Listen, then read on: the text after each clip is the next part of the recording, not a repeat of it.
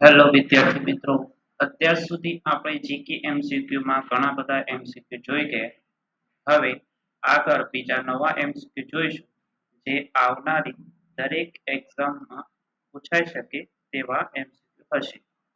તો સ્ટાર્ટ કરીએ એમસીક્યુ, જેમાં આ પ્રશ્નપત્રમાં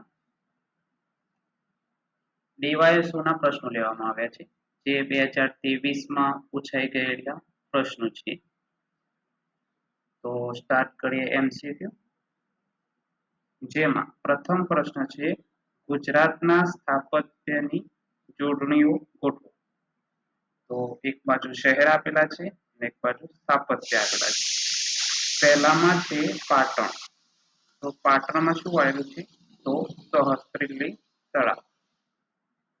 બીજો સિદ્ધપુર. સિદ્ધપુરમાં શું આવેલું છે? તો રુદ્ર મહાલય. ત્રીજો પ્રશ્ન વડનગર. વડનગરમાં શું આવેલું છે? તો કીર્તિ તોરણ. અને આગળનો પ્રશ્ન અંબાજી. અંબાજીમાં શું આવેલું છે? પંચ દેરાસર. આગળનો પ્રશ્ન જોઈએ, હિન્દી લેખકો અને તેઓની કૃતિઓ પૈકી કઈ કૃતિઓ લેખકની જોડીઓ યોગ્ય નથી? તો ગીતાંજલિ રવિન્દ્રનાથ ટાગોરે લખી છે, એ પણ સાચું છે. કુરુક્ષેત્ર દિનકર લખ્યું છે. ગીત ગોવિંદ જયદેવે લખ્યું છે, જ્યારે બી એ ખોટું છે. આગળનો પ્રશ્ન જોઈએ,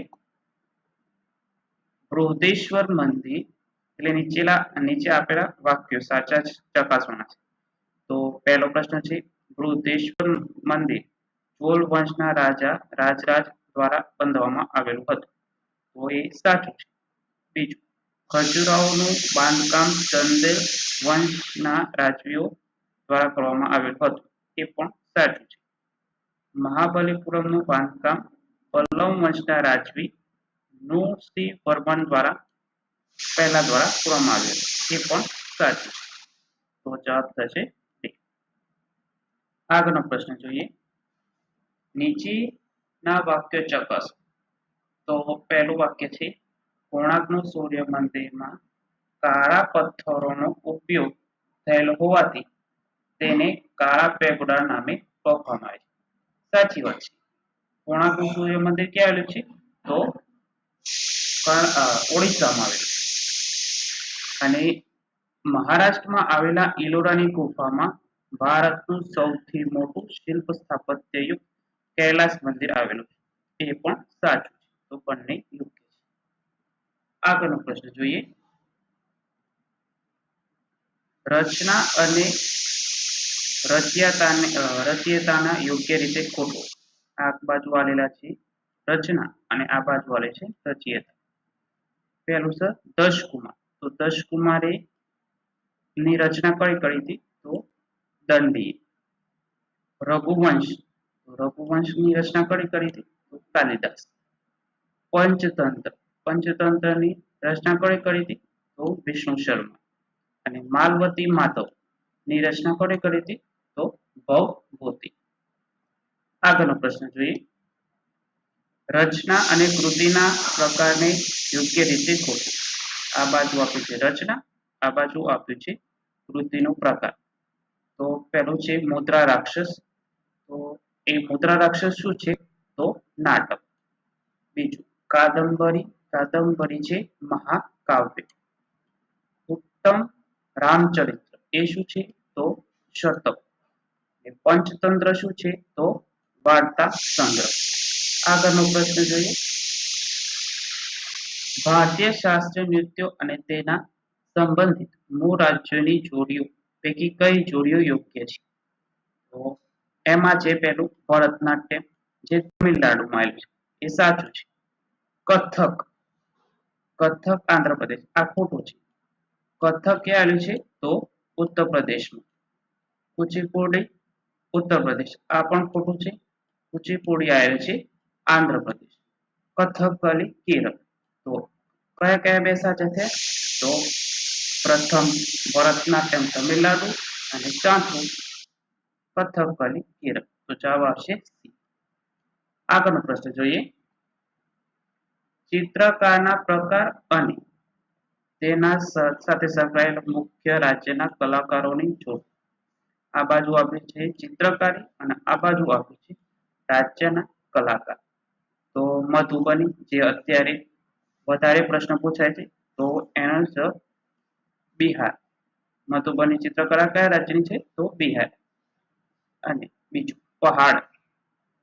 પહાડ છે રાજસ્થાનની. કલમ કારીગરી એ છે આંધ્રપ્રદેશ. અને ચેરિયલ છે તેલંગાણા. આગળનો પ્રશ્ન જોઈએ. હોર્નબિલ ફેસ્ટિવલ કયા રાજ્યમાં ઉજવવામાં આવે છે તો જવાબ થશે નાગાલેન્ડ. આગળનો પ્રશ્ન જોઈએ. આફ્રિકન વંશીય નૃત્ય સીધી ધમાલ ડાન્સ ભારતમાં કયા રાજ્યમાં જોવા મળે છે તો જવાબ આવશે આપણું ગુજરાત. આગળનો પ્રશ્ન જોઈએ. આદિ શંકરાચાર્ય દ્વારા અલગ અલગ સ્થળો મઠોની સ્થાપના કરેલ હતી. તે પૈકી કઈ જોડી યોગ્ય છે તો એમને પહેલી છે જ્યોતિપીઠ જે ઉત્તરાખંડમાં આવેલ છે સાચું છે. શારદા પીઠ જે ગુજરાતમાં આવેલી છે તે પણ સાચું છે. ગોવર્ધન પીઠ જે ઓડિશામાં આવેલ છે તે પણ સાચું છે. શૃંગેરી પીઠ જે કર્ણાટકમાં આવેલ છે તે પણ સાચું છે. તો ઓપ્શન સી જવાબ થશે. તો આગળનો પ્રશ્ન જોઈએ. શિશુનો સમય નક્કી કરવા માટે કઈ પદ્ધતિનો ઉપયોગ કરવામાં આવે છે તો જવાબ થશે ડી C14. આગળનો પ્રશ્ન જોઈએ. દક્ષિણ ભારતમાં તમિલ ભાષામાં 3 સંગમોમાં થયેલ સાહિત્યને સંગમ સાહિત્ય કહેવામાં આવે છે. આ સંગમો કયા સ્થળે થયેલા હતા તો વિજયનગર સામ્રાજ્યમાં સંગમ સાહિત્ય રચાયું જેમાં મદુરાઈ સ્થળે આ સંગમ સભાઓ થઈ હતી. આગળનો પ્રશ્ન જોઈએ. ચંદ્રગુપ્ત મૌર્યના શાસનકાળ દરમિયાન સેલ્યુકસ નિકેટરે કયો રાજદૂત ભારતમાં આવેલો હતો જેને ઇન્ડિકા ગ્રંથ લખેલો હતો તો એનો જવાબ થશે મેગસ્થ. Thank you.